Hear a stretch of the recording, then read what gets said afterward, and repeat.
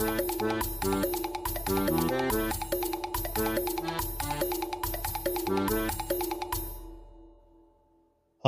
there, and welcome back to DohMance Dawn, your premier podcast for One Piece and The Simpsons. I'm your newly employed host, Luke, and I'm joined by my wonderful co-host, Janine.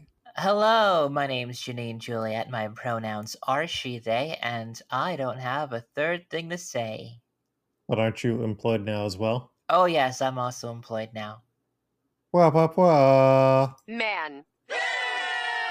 We don't have a good celebratory. Wait. No. Cause I knew a lot more about hockey. Close enough. Yeah. Yes, welcome back to DohMance Dawn, as we're talking about boy deaths. If I sound different, it's because I am in a hotel room right now with my microphone in my lap, sitting on a bed, because boy, it's been a wild few weeks. Yeah, honestly, quite a journey for both of us. Mm-hmm. With long nights and impossible odds. But yes, this is our show where, if you don't know, after 83 episodes, we look at One Piece and The Simpsons as comparative forms of animation, and then fan cast characters. And next episode, we aren't going to have any, so let's kind of jump into the show and get this going, also because I can't have the AC on in my room because the AC machine is so loud. I'm going to leave a bad review about this hotel. Okay, yeah, I would Mhm. too. I mean, given the kind of things that you have told me so far. Oh, like how during certain hours of the day I can't actually get cold water from the sink. Yeah, and also how, like, you have to put it down really low just to make it bearable. Yeah, the temperature. I also have to have the fan on the entire time, otherwise it just doesn't circulate anything. Last night I ended up sleeping on the couch in the room because the bed offers like no support. Wow. Mm-hmm. It in almost every single metric, just fucking it up.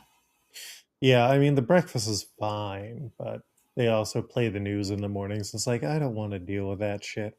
Oh. Mm-hmm. And I was lucky enough to not be recognized by a new coworker when I came down wearing my Pirate King t-shirt this morning. Mm-hmm.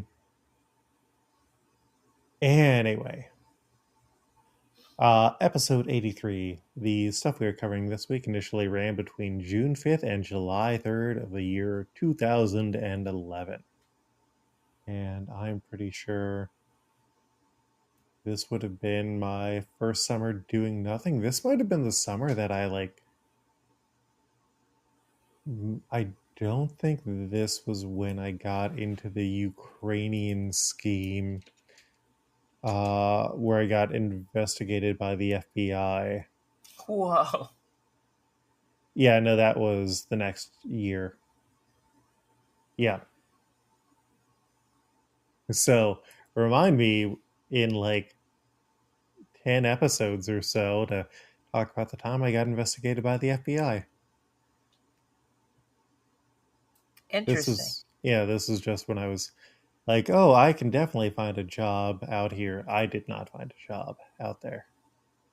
What are your memories of these times? I think, let's see here. About this time, I was working at a Pizza Hut, and God, just smoking a lot of cigarettes, making a lot of pizza, um, disappointing my mother. The usual. Was it you were making too many pizzas, not smoking enough cigarettes? Well, I grew up in a Papa John's household, is what it was, and I was working at a Pizza Hut, so. That explains so much. The Pizza Hut near me growing up, which is also weirdly the town that I'm kind of back into, not only burnt down twice, but they had a reputation for just hiring the worst people. So people would like get their pizzas and then be like, "Yeah, I found an entire fucking rubber bouncy ball that someone took from a vending machine and put into the pizza." Whoa. Hmm. Yeah. After the second time it burnt down, they decided not to rebuild it. That's fair. To be Hmm. honest, like right about this time working at this Pizza Hut, like I think was the last good time that I had been in a Pizza Hut, because while I was working there, it was like on the last few years that they had a buffet. Hmm. And the Pizza Hut buffet, I didn't know how much I was gonna miss it when it was gone. Oh yeah, no, I mean it's not amazing pizza, but it's satisfying. There is a Donato's buffet that sometimes operates in town, and that is fantastic. Donato's is a very thin crust, like no crust edge, dusted with a bit of corn flour on the bottom pizza that they just load with toppings. Tavern style is what they sometimes call it. And a Huh. buffet of that, it's very easy to kind of just fuck yourself up in terms of calories and carbs for the rest of the day. That's what I love doing. Mm-hmm. Hell yeah. And it's also actually like good pizza. My last good uh we were talking Pizza Hut, right? Yeah. Yeah, I don't have any good. Yeah, no, because if I were doing that sort of thing, I'd typically go. No, no. One of the times driving to Charlotte for Heroes Con, we stopped and ate at a uh, Pizza Hut buffet. But my delivery place of choice in terms of national chains has been Domino's because they typically had better deals. Yeah, I get that. And there was like the summer, or there was the winter where I had got lost on the bus. I'm pretty sure I told this story, and then finally got home and decided to call in sick the next day because, or I decided to call in no emergency the next day, uh, claiming that I couldn't actually open my door, and then I just ordered Domino's and ate Domino's and watched all of X Men Evolution in a day. I've been eating a lot of local pizza lately, so I really can't say too much on the current, you know, landscape of pizza, pizza chain restaurants. But to this day, I have not found a satisfying pizza buffet. I mean, sure, like there's CC's, but also you don't want CC's. Like it's the best thing that they have on there is like a macaroni and cheese pizza, because like nobody else does a good macaroni and cheese pizza, and what CC's has is, I guess, passable. Someone get on it. Someone get on making a good pizza buffet. Anyways, that's our pizza tangent. This week we are covering episodes 501 through 505. These include The Flames Are Lit, The Gray Terminal's Crisis. Where's freedom? The boy's sad departure. I'm counting on you. A letter from a brother. To fulfill the promise. Separation. Departures. I want to see them. Luffy's tearful scream. So, if you forgot what was happening, we have been in the past learning about Luffy's boyhood adventures with Ace and Sabo. Sabo's a rich boy who doesn't want to be rich. Ooh, boo hoo. I don't want to be happy about earning peasants. Get over it, kid. They have run into the evil pirate Blue Jam, who not only turned over Sabo to his father, but who also unknown. unknowingly to Ace and Luffy, had them go put a bunch of explosive barrels up around the Great Terminal, which is a big old mountain of trash outside of the city walls. So Blue Jam reveals that the Great Terminal is going to be burnt down, but he really wants to get that money that Ace and Sabo stole from him and tries to get them to reveal where they hid it. And in the meantime, just leaves them locked up in his hideout, which he thinks is going to be safe from the fire. And then Blue Jam and his men, who were promised noble titles if they went and murdered all these people, head to the gates and find out that, no, that's not going to happen. Eat shit, Blue Jam. I mean, like, how could you have not seen this coming? Have you seen the Republican Party? Badum-tsh. Ho ho ho. Yeah. Sabo, meanwhile, got locked up, so he couldn't warn anyone, but he escaped and headed to the gates where the guards caught him, but he got saved by Luffy's dad, who confirms that, yeah, no, they're burning down everyone outside there. And this is probably not going to be the last place that they try and do this shit. Thanks, Dragon. You could have saved your own son, I guess, but Sabo's fine as well. For now. So Ace and Luffy escape the fire only for Blue Jam and his men to find them. That's when Ace activates Emperor's Haki, which knocks out everyone except for Blue Jam.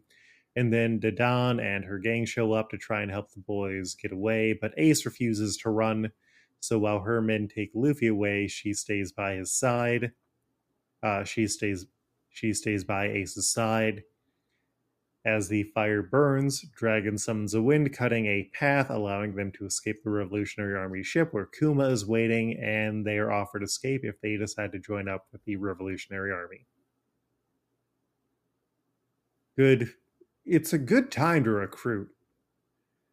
It is. Honestly, it was kind of nice seeing a little bit of what we know, or characters that we know in present day in the past inside of this current flashback arc.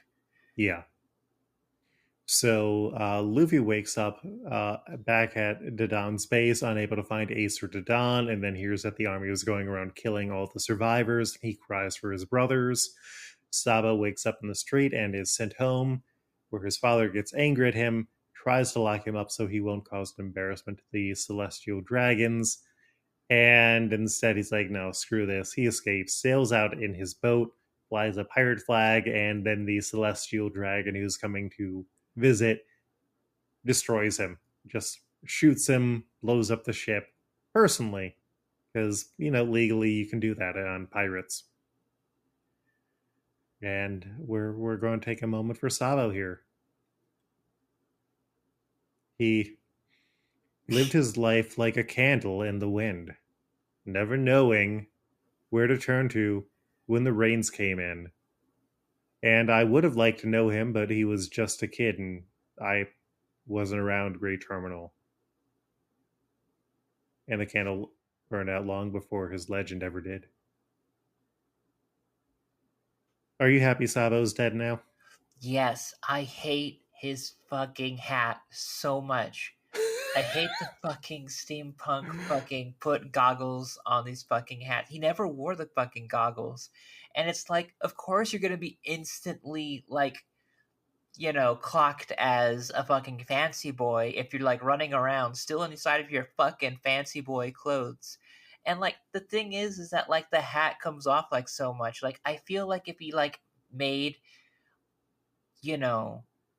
a little bit of a change to his entire wardrobe instead of just wearing the exact same thing over and over that he disappeared in, then maybe he wouldn't have gotten caught like a bitch. And then he could have been burnt alive like a bitch. It's better to burn on your feet than die in a boat. I don't know. He suffered for fashion. Bad fashion.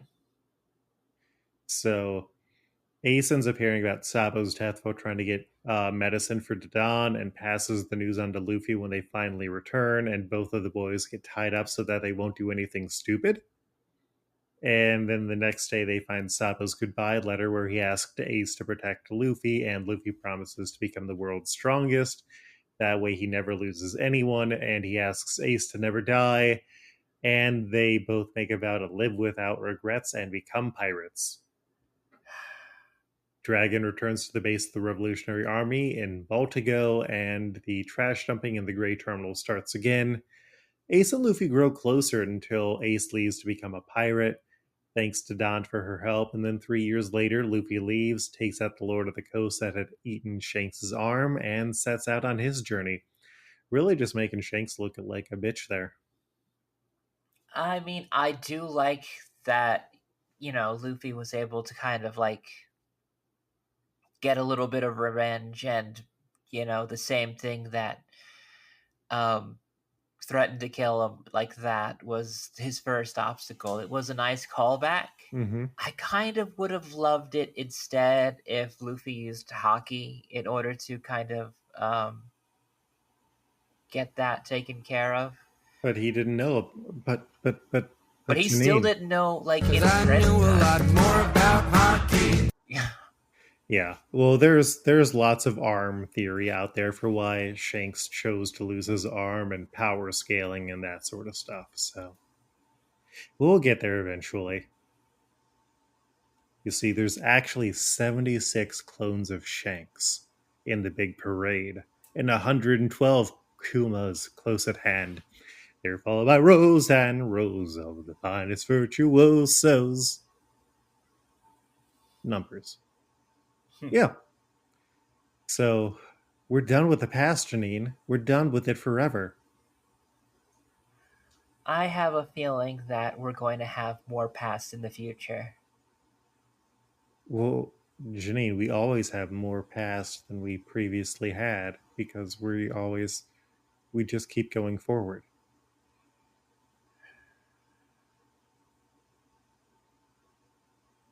I mean, I guess for now.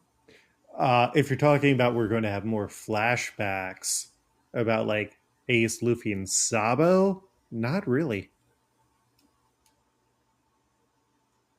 Good. Mm-hmm.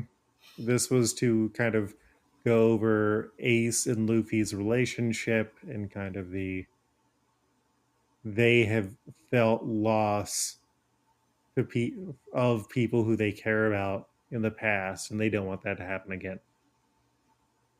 I think another reason why I'm just kind of really rubbed the wrong way about this arc is that I've just been, after seeing something as intense as Ace dying and Luffy escaping and everything, I want to kind of continue already, the story that's going forward to then be brought back to the past and kind of made to wait in order to go back into the present has been kind of a bummer. I do feel like that they could have condensed a little bit. I don't know. I don't do anime. I don't make anime. I just watch it and I judge it, and so do you. Yeah. No, I mean, it's one of those things where it reads better in manga form. Like it's a bit cleaner overall. It's less of, oh, Oda decided he's going to take a break for a few months and we have to keep the anime running, so let's kind of work on this padding. Um but yeah, no, I can understand where you're coming from. In the present, Garp stops back in Fuchsia Village where he lays a claim of protection over it because there were pirates who were showing up. Dadan shows up and he lets her attack him for letting Ace die, and everyone kind of just feels bad for Luffy because he is dealing with this. In the New World, Shanks and Marco hold a memorial for Ace and Whitebeard, and Shanks is also worried about Luffy. And Jinbei is finally able to reach Luffy by reminding him that he still has a crew to fight for. And that's who I want to see now. I want to see the crew. I miss them so much. We are going to be getting more of the crew. coming up. Hell yeah. My wish has been granted.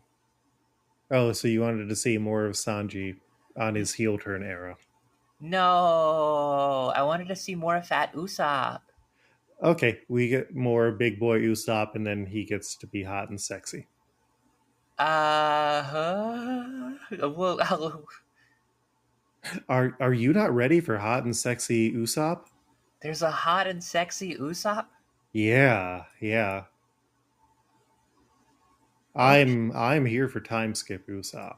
At least Okay. initially. Yeah, he makes some choices. He puts some work in on his body, and yeah. Well, Yeah. I guess there is a, muscular version of Millhouse in a future episode, so I guess I shouldn't be too surprised. Mhm. All right. Well, we got characters to match for this week. So are you ready to get to characters? I am. All right. Up first, we got Aho Zarako. And she's a girl with a dumb face. Yeah. And I really do appreciate Viz had released a comic this past week where they decided to use an AI translator. And it's like, no, nobody wants that. We want Stephen Paul doing translations so that Aho Zarako gets to be the very dumb pun that it should be.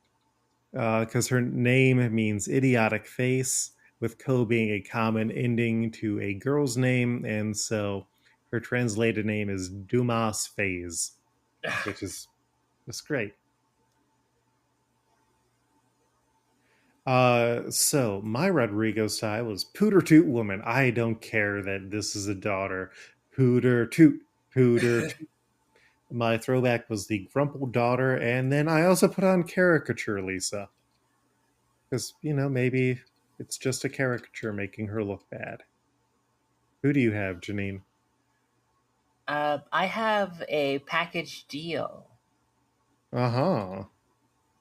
with Dumas Regal the Ninth. Mm hmm. Uh, let's see, Melina Costington and Mr. Costington. And was that the only pairing that you had? It is. I definitely double down up on this one because, well, they're rich, they're terrible, and I hate them. So I just figured it would be a pretty good shoe-in for these two. My problem is they only show up for like one conversation and we have not seen them again. So I didn't necessarily want to use as big of a characters. I had Pooter Toot Man for Aho Deuce and the Ninth. The throwback for him was Lord Uglyface. And then I was also just thinking about Rent Homer. Where is the rent? I must have the rent. Because I think that's a kind of great heel Homer. Hmm. Oh, I do like the idea of having the Rent Homer and the caricature Lisa, Mm-hmm. because then you'd have like a straight up father daughter duo. Yeah. Yeah, But I'm good to go with that if you are. yes, I'm very good with that. I feel like we want to save the Costingtons until maybe at least we get movie rich awful people. Ooh, okay. They're worse in the movies. Mm-hmm. Who do you have for Saint Jalmac?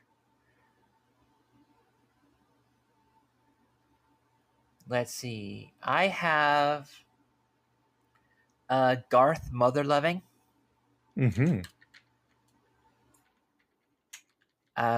Because there is a joke for that character for having used to have the surname Hitler. Mm-hmm. And also rich and kind of awful. Yeah. Fair.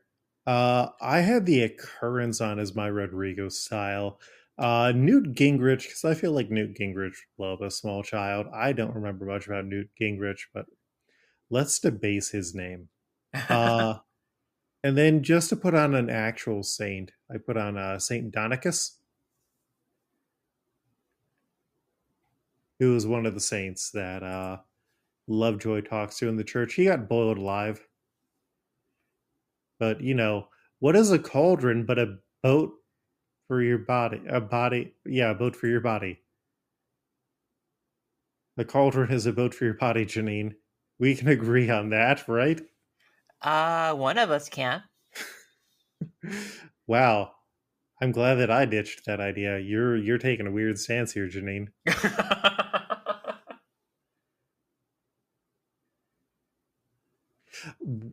I feel like we need to Ooter pile Garth mother loving for now because we are going to get to a Candyland. Okay. Well, Mm-hmm. if you want to save that one for that one, um, looking at the picture that you have chose for Newt Gingrich, Mm-hmm. definitely looks hilarious and evil and just fitting the same kind of ridiculous vibe that you have paired with the St. Jalmac photo that you have set up. So I'd be fine going with that one. All right. And now you know what I feel like? What do you feel like? I feel like chicken tonight. Chicken tonight. Because our next character is Chicken. We saw her husband all the way back in the 9th episode of the show.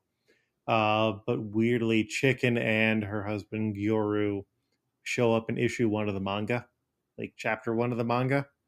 So it's just a strange, delayed introduction. My Rodrigo style was Angela / Connie D'Amico, just because we need a wife. My throwback was Kim Basinger because Homer calls her a chicken, and then hallucination chicken. That's the one that Marge hallucinates that comes out of the oven because the water is tainted by Shelbyville. Interesting. Mm-hmm. I don't remember it, but I'll definitely, that sounds like a plot that would happen. I had Eartha Kitt.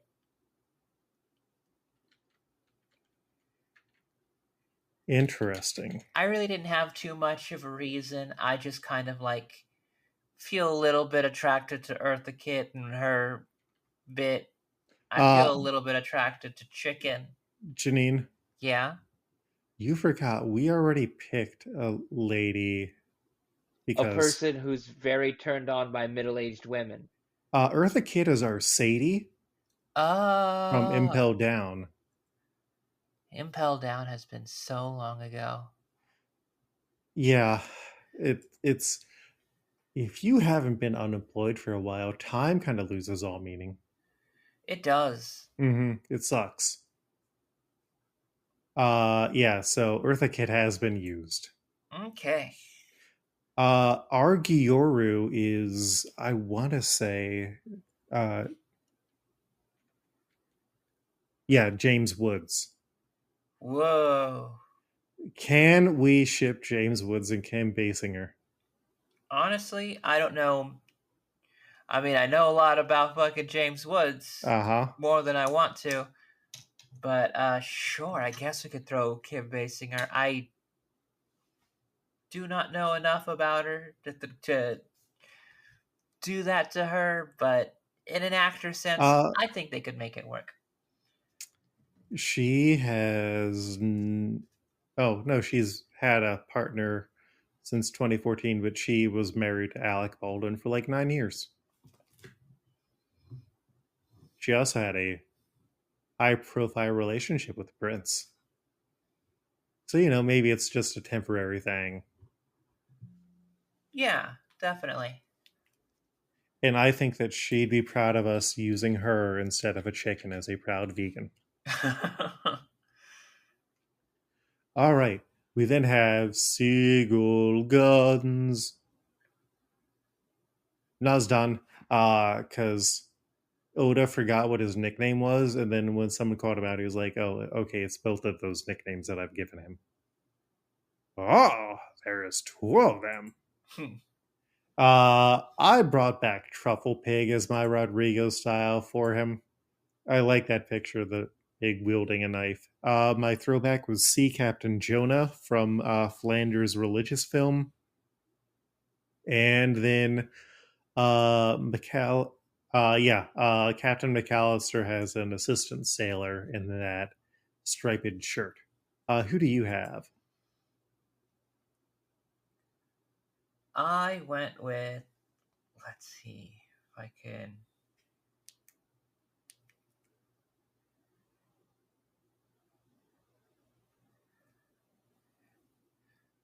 The framed union member from Last Exit to Springfield. There was a union meeting for the Springfield nuclear power plants union. Mm-hmm. And one guy was kind of given some pretty shitty things he's saying, and when confronted, just pointed at a very muscular guy who was also crossing his arms. I feel like if you were able to check out the picture in the Simpsons wiki, you could be able to see kind of the through line of what I was thinking about for that one. Yeah, because the guy's like, he said it. Yeah. Mm-hmm. Yeah, yeah, the guy kind of looks like if you made a sexier Homer Simpson, but also threw in some Millhouse into the face and gave him hair. You know what? I'm good to go with framed union guy. Hell yeah. All right, and what's this? Pere, pere, pere, pere, pere. We are getting calls for our next member, Scoper Gaban, who has become really relevant in the comic recently. Duct Tape suggested Nedward Flanders Sr., that's Ned's father. And Atticus suggested Abe Bunyan, the father of Paul Bunyan. Janine, who do you have for Scoper Gaban? I have Colby Krause from He Loves to Fly and He Does. That is the character that is portrayed by Stephen Colbert. That looks like Stephen Colbert. Yeah. That is a very good pick. My Rodrigo was new Joey Kramer because we did get an updated Joey Kramer. My throwback was Mason Fairbanks, the man that Homer thinks is his father, but wasn't. And then I also had on Munchie of the Hippies. I really like Colby Krause. Thank you. Yeah, you good with Colby Krause? I am great with Colby Krause, yes. Nice. Thank you, folks, who sent in your suggestions. You just didn't send in Colby Krause. And then last we have Taro, who I don't know, maybe he's going to do something. My Rodrigo was the Kia Smith. My throwback was Ray Romano, not Ray Imogene. And then I just put on Seth as another hippie there. I don't know what Taro or Siegel Guns are going to do, but they're part of a big crew, so they could be out doing something. Who do you have for Taro? I have Dean, one of the teens that, or kids that Lisa meets in the summer of 4'2". I just thought that there was a similarity in hair. I'm double checking. Hey, person who's like doing the different things you could be able to list the characters as in the Wiki Simpsons, thanks for having like a section just for blonde characters. Mm-hmm. You know what? You got 3 in a row, Janine. You got a hat trick. Well, I mean, I pretty much had to with the others that you have thrown down. So Yeah, I'm good at picking very unimportant characters, and you got 3 good ones for characters who are probably actually going to be important. I'm glad that I was able to kind of like find something that susses out their vibe a little bit, you know? Mm-hmm. That's what I try to go for. Just the appearance and vibe. Or sometimes just things that make me laugh. Awesome. Well, next week, or in 2 more weeks, we're going to have our next episode as we check in with the crew. We aren't going to have any new characters. We aren't even going to have any Simpsons episodes, so it should be a quick one. But if you did want to send in questions, we can have those. And otherwise, we're building up to a SBS episode as we wrap up the pre-time skip era of One Piece. So get ready as people are having a rough time and a message is going to be sent. Janine, where can you be found online? You can be able to find me online at Blue Sky, JanineJuliet.bisky.social, and also on Instagram, Janine is dope. You can also find my other podcasts, Wrestle Girlies, available where you get most fine podcasts. And I don't think I have anything else going on. Luke, where can people find you? You can find me most places as Coltreg, KOLTREG, itch.io, Gumroad, Blue Sky. Lots of places. I'm getting sleepy now. It's been a long week of learning new things. So, yeah, that's where you can find me. You can find Mike Patten, our cover artist for this week, at Patten_pending in most places. And you can check out the podcast at DohManceDawn.com. We'll be back in 2 more weeks as the news comes in and people are horny for old ladies. Catch you on the flip mode. Peace.